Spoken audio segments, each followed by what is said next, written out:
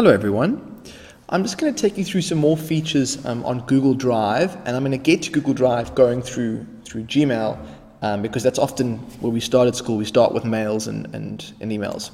So I'm going to click on my Gmail icon, and up is going to pop my emails. So that's something new, and you'll spend a lot of emails next year as with any year. But say, for example, now you get an email and you want to create a document based on the email that you got, or you want to create a new spreadsheet or a new presentation. So what's the quickest way to do it? So I'm going to go to this grid pattern here, and what this is it's a shortcut to all the Google apps you have access to. So I'm going to click on it once, and you'll see here, like if I clicked on this, I go straight back into Gmail. If I wanted to create a doc, I could go straight there.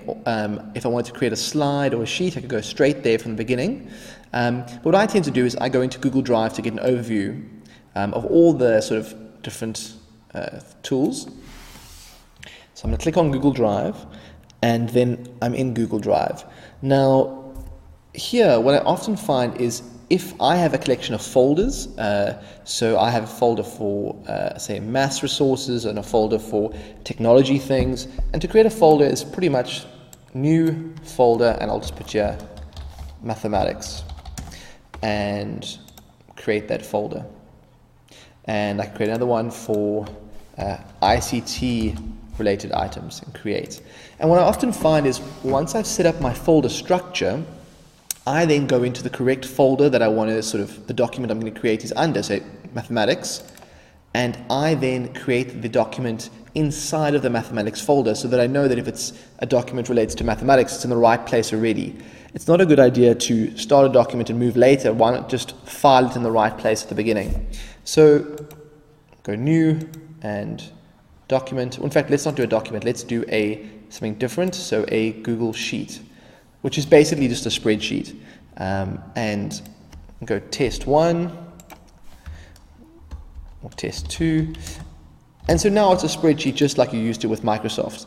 But the advantages of using the Google tools is that you can see this big blue button over here. If I want to share this with anyone very quickly, all I'll do is I'll click on the button, I click share. If I want to share it with one person, I would just type in their email address and that would be done, and they can edit. But if you want other options, you can go to advanced, click on advanced, and you can see at the moment who has access. It's private, only I have access, but I could change that. And now there's a whole bunch of choices here where I can choose anyone at Weinberg Girls High School with the link, anyone on the web with the link, and so I can choose to share this document in any way that I like. So I'll touch more on this in a later video, but it's really quite nice, the flexibility that it gives in terms of sharing and collaborating on different documents. So I'm just going to go out from here, and you can see if I close this, if I go back to my drive, so I've clicked on my drive, and you'll see now there's no Excel doc here, but if I go into mathematics, it's stored safely there. And if I go back to my drive, this button on the left here, you'll notice that if you create new, there's a whole bunch of other choices, and you can connect a whole bunch of other apps too, which is a useful thing to remember in future if you need different types of things like documents or just different types of tools.